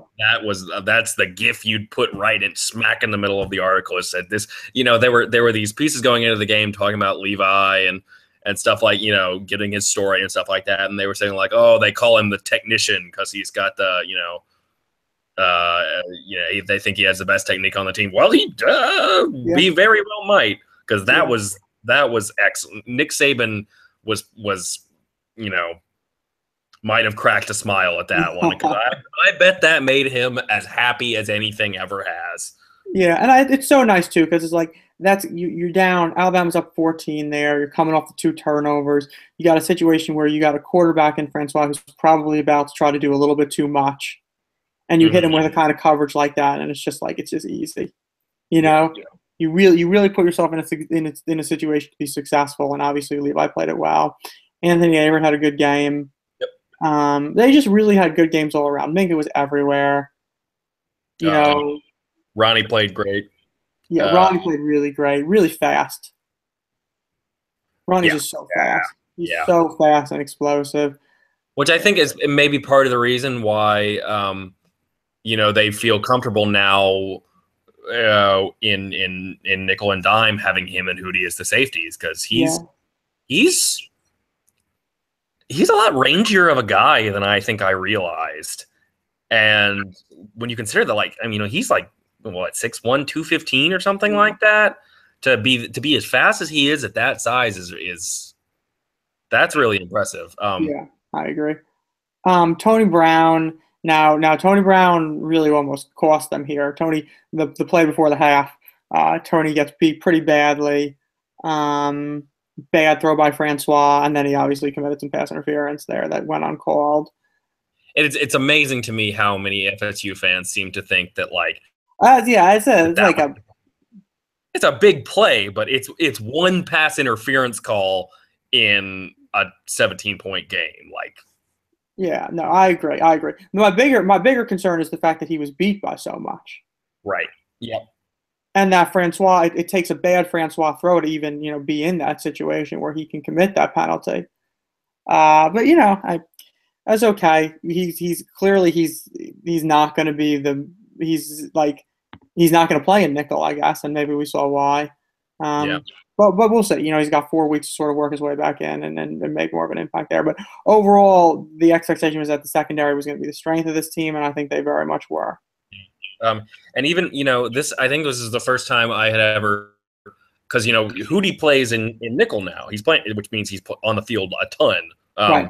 Basically the whole game against most teams. And back there playing deep safety. I feel like every other game Hootie had played in his career, there was one play where I was just like, come on, like either he was just didn't seem fast enough, or he wasn't where he was supposed to be, or he didn't come over to help when he or he was either late helping or didn't get the help over there.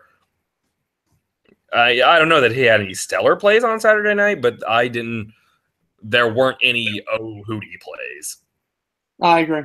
I agree with you. So that's what you want from him, right? Just solid. Yep. Okay, and so I think then the last major thing to talk about is what in the world are you going to do at outside linebacker? And I guess, again, that's where these next 4 weeks really come in, particularly the next 2 weeks, because I'm sure they would like to have it settled for SEC play. Yeah, or at least by Ole Miss. Right. But what are you going to do? You lost your 3 top guys for a little bit. You have 2 of the 3 top guys gone for the whole season. So let's talk more short term. Let's start short term, because they're not even this week coming up. They're not going to have Rashaan Evans or Jennings, and they're probably not going to have them next week either. It doesn't sound like. So let's talk more short term for a second, because at this point we kind of got a little bit of a bodies issue. Yeah. So inside, you've got very simple what you do inside. You have a 3-man rotation, right? And that's all you need, because you've got Sean Dion Hamilton at will, and you've got Mac Wilson at Mike, and then you've got Keith Holcomb subbing in for them. Okay, so you're set there. Yeah. Now, at outside linebacker, apparently the guys leading the drills this week have been Jamie Mosley and Mickey Brown. Yeah, that's kind of crazy. Yeah. You have the other guy listed on the depth chart was Chris Allen, the true freshman. You've also got another true freshman in Vandarius Cowan. You've got Ben Davis, who's been practicing, I think they said was still wearing a scout team jersey this way. And I just want to I want people to pump the brakes on the what's wrong with Ben Davis thing. Yeah. It just first of all, he redshirted last year, and my understanding is that the reason for that is that he was hurt. Right. And so there wasn't really. So not only was he not playing last year, he wasn't even really getting a whole lot of reps last season, I don't think. So. Yeah, we just have to understand that, look. I'm not telling you. I'm not going to sit here and tell you that he's not going to be the next Tanae Patrick or something. Sometimes the 5-stars don't turn out to be 5-star caliber players in college. I get that. Yeah. But you can't sit here and just write them off because they're not immediately impactful. Yeah. Well, neither Foster didn't do anything his first 2 years. And neither did Reggie Ragland. They didn't do anything. So I think and think about 2014. Think about the West Virginia game when Trey DePriest got suspended, and they had to throw in both Reuben Foster and Reggie Ragland to start at linebacker in that West Virginia game, and they were awful. Yeah, Reuben Foster was just bad. They were terrible. So think about that game. Yeah. And then think about a few years later what you think as an Alabama fan about Reggie Ragland and Reuben Foster. So Reuben Foster, who I frankly think is going to be an all-pro linebacker as a rookie. Yeah, Reuben Foster, who is maybe the best defensive player ever under Nick Saban, possibly. In his senior year. Could have been the best ever. Him or Jonathan Allen, I think, is the short list. And Reggie Ragland was pretty damn good too. So I'm not guaranteeing that Ben Davis is not going to bust, but give him a chance. Yeah. And also it's a good point, I think, to make that he's from Gordo. Gordo is not the Gordo High School is not a big school. They not Right. play in 3A ball in Alabama, which those of y'all that are from Alabama will know that's not big time ball. And I think it's perfectly reasonable to expect that even higher talent guys from small schools like that are going to take longer to adjust. Yeah. Anyway, outside linebacker replacements. You've also got Vandarius Cowan, who's a true freshman, who I think was a guy that was a little behind because he came into camp hurt, although I think my understanding is that he's okay now. You also have a guy who's, redshirt freshman, redshirt sophomore, I don't even know, Joshua McMillan, who was at inside linebacker, is now practicing outside. They appear to have moved LeBrian Ray. Yeah, which is an intriguing possibility. Yeah. That one actually I like because, they recruited him to play defensive end. Saban said something to speak about, like he's never played outside linebacker in his life. So, put a damper on your enthusiasm there. But the big reason I think why he was expected to redshirt this year is because I want to play defensive end, and he's listed as like 270 pounds, which is not, he's a high talent guy, but 270 pounds is just not big enough to play defensive end at Alabama, even in 2017, where you're not playing 305-pound 5-tech. That's 270. You could play outside linebacker at that. And also the story has been that they've practiced hand. Yeah. He's not going to be Tim Williams. He's not going to be Ryan Anderson. But if you want a guy to set the edge on standard downs, I think Deshaun's perfectly capable of that. Moving Deshaun Hand that speaks to one thing that they're definitely going to do, which is they're going to lean more on their defensive line. You mentioned earlier that you think they have 6 playable guys along the defensive line. Well, this is just what you're going to see, right? When you're in nickel, no more 2 linebacker or no more 2 defensive linemen. You're going to see 3 and sometimes 4 defensive linemen when you're in nickel. So you're going to lean more heavily on your depth there. I guess, I don't know how many of these, some of these guys are more, if you take all of your candidates at outside linebacker, more of them are going to be able to play on passing downs than are going to be able to play on standard downs. Yeah. Dylan Moses he's going to probably be able to give you snaps on passing downs when it's just like go in there and get after the quarterback. But you can't really. It's a more limited pool when you talk about guys that can be playable for you on standard downs. And standard downs is where it's definitely a situation where you have to lean more on your defensive line. The real thing I think they lost is that they don't have anyone who at least right now that can be like a Ryan Anderson, that is really a standard downs and a passing downs type. Right. Terrell Lewis looked like he was going to be that guy. He looked like he was going to be a really stellar player and be able to play that role of the guy who they can bring in, both to set the edge and rush the 3 down, a three down guy there in that position. I just don't know if they have that guy anymore. They definitely don't. It doesn't seem like, unless, and maybe this is a good time to transition into what you're going to do after some of these guys get healthy. Unless Rashaan Evans can be that guy. Yeah. And even then, as talented as Rashaan, Rashaan's not big. He's like 230 pounds. So, how often are you going to ask him to stand up an offensive tackle on a run? Yeah. And Anthony Jennings is going to be able to do that, but then he's not really going to be able to rush the passer much for you. I think the hope there would be you maybe guess, you say this is why Chris Allen, a true threat, because he's a guy they really did recruit to play Jack, and I think he's listed as like 260 or something like that. Yeah.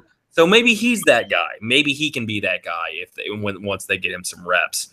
But right now, I think regardless of who they end up settling on, who kind of wins this audition, I think you're going to see a lot more rotation at outside linebacker, whereas before it really would have been a mix of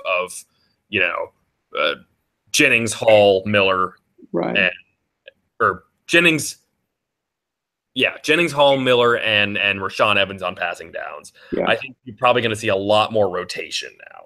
So do we not think do we think that Rashawn really cannot give snaps on standard downs at outside linebacker? What's he listed? What was he listed at? What was he listed at right now? Um,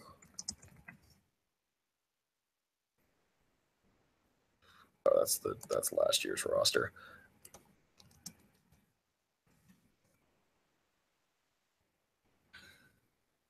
Come on, where is this year's? There we go. 234. That's light. Yes, that's pretty light. I've heard some people suggest things about trying to transition into a 3-3-5 nickel. I don't want to see that. That's a game plan specific thing for me. Right. I don't think you expect to see that. It's a full-time thing. That's not the bread, and I don't want them to make that sort of schematic change here, like on a permanent basis. There is a concern though here because you don't. It just doesn't seem like you have enough guys. Like, Jennings coming back is really going to help.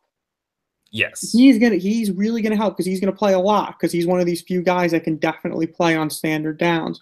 But the thing about that is that you are not going to get like 2nd and 7. It's not a run, it's a pass, and you're just in sort of a conventional front there. He's not going to get pressure for you there. You know what I mean? Like that's where this really hurts, and where it's going to end up putting a lot more pressure on the secondary. Is that the concern is going to be right. So the way this really changes things, I think, is throwing on standard downs. Yep. Or defending, or I should say, throwing on standard downs from the offensive perspective. From Alabama's perspective, defending the pass on standard downs because they don't have the same potential for a pass rush on standard downs that they would. So certainly, it was already going to be a drop off from last year because last year you had Ryan Anderson and Tim Williams playing on standard downs. So obviously, that's the dream. And you had Jonathan Allen playing inside, who that's the dream. It was already going to be a big downgrade this year. But you had potential for guys to do it. Terrell Lewis definitely might have been able to do that. Christian Miller maybe.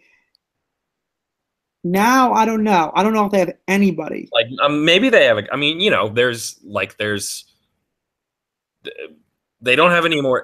There's just. They have guys with a ton of talent on the roster. And so, maybe somebody steps up. This is the advantage to being Alabama, is that you lost your best guys. Well, here's all these here's all these former 5-stars that are there.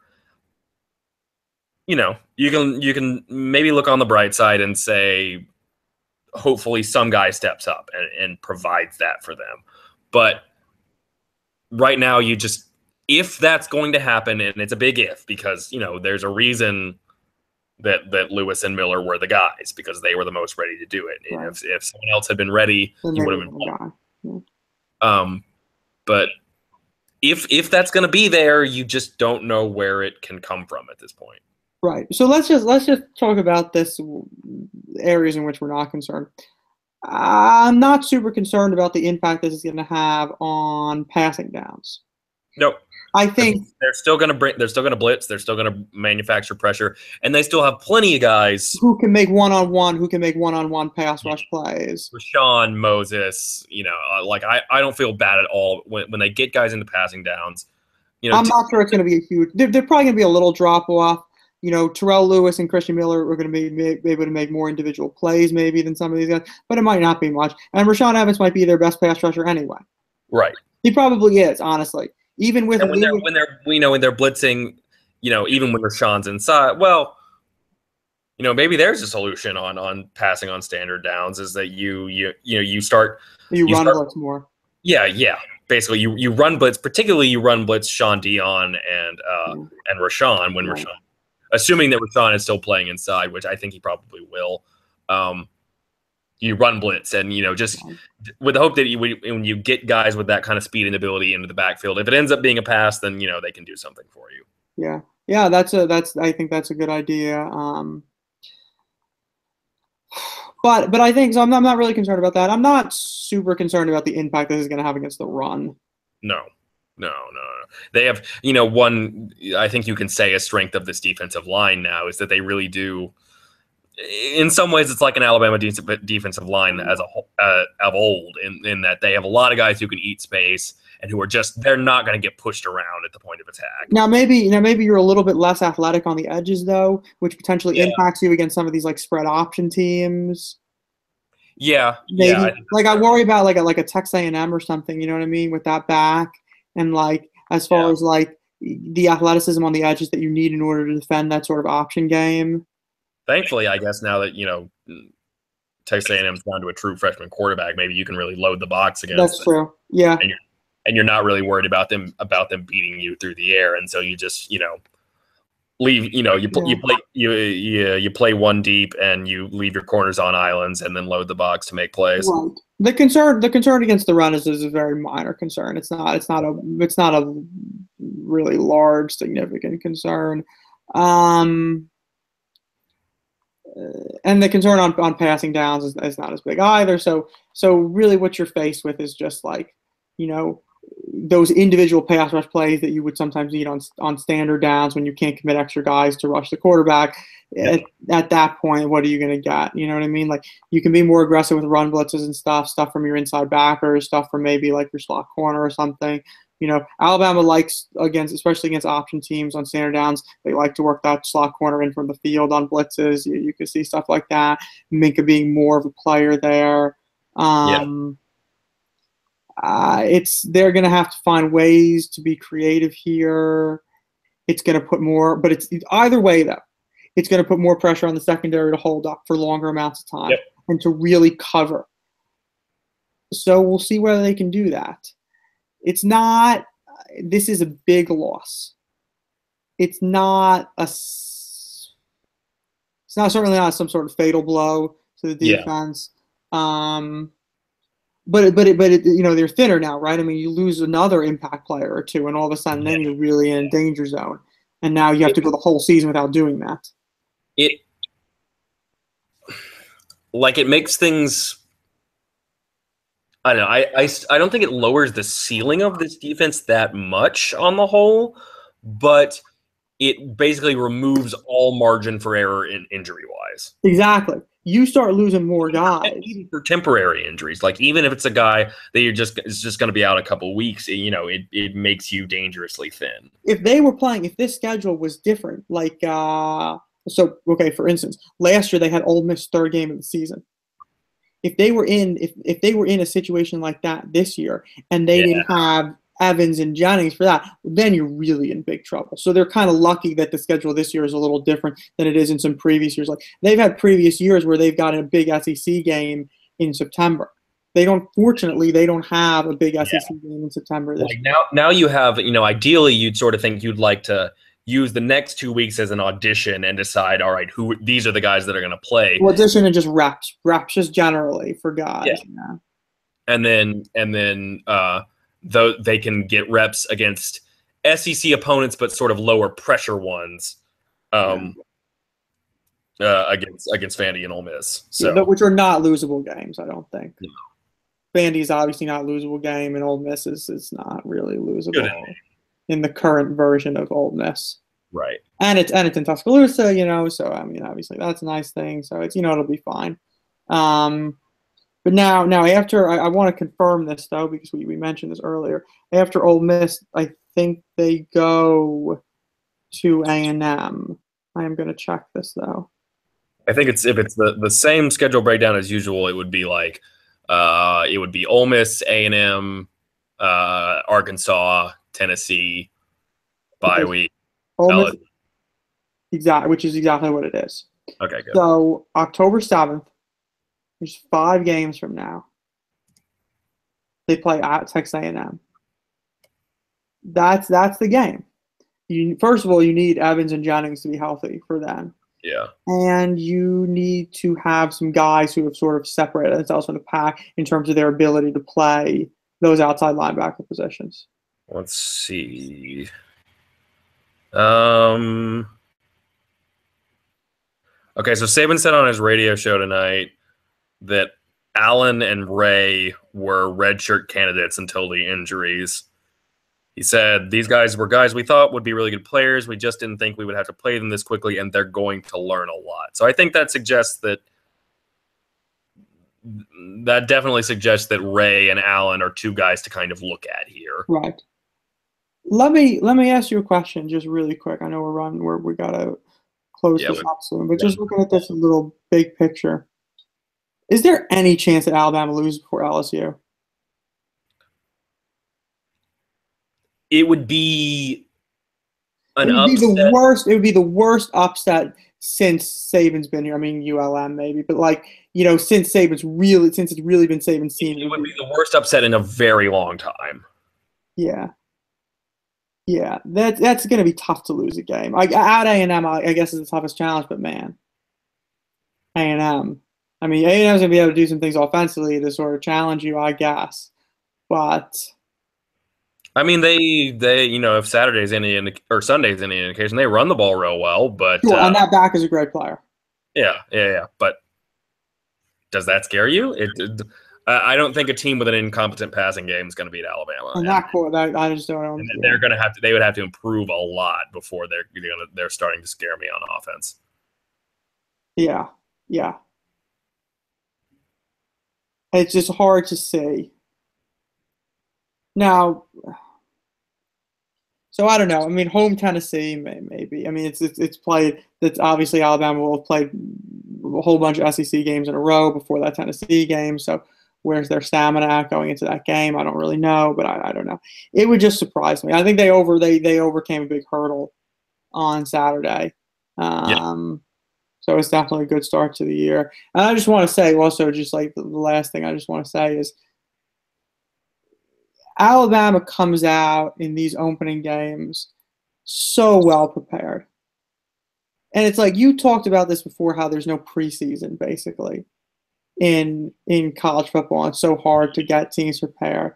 And year in and year out, Alabama comes out in these opening games, and they don't schedule cupcakes early. You can say what you want about the neutral site games versus home and home is fine, but they play. Alabama plays games against Power 5 teams who are either, in the case of Florida State, an excellent team. In the case of some other teams that they played in past years, still sort of good, competent teams. And they challenge themselves right away, and they just are consistently so ready to play in these games. And I think that's a testament to the coaching staff and to the players and to the job they do in the month leading up to that game to prepare to play in that game. I think it's very impressive. Absolutely. So great win, and go forward from there. Yep. Hopefully, we'll see some. You're not going to learn a whole lot from this game, regardless. But I think we'd like to see, some improvement from Jalen, and kind of find out who we're going to be looking at outside linebacker. Yeah. And hopefully nobody else gets hurt. Exactly. That's always the biggest thing. That's the biggest thing. Yeah. There's no injuries, and no injuries now is more important than ever with the issue on defense. So we'll see what happens. All right. We'll see y'all next week, and roll Tide. Roll Tide.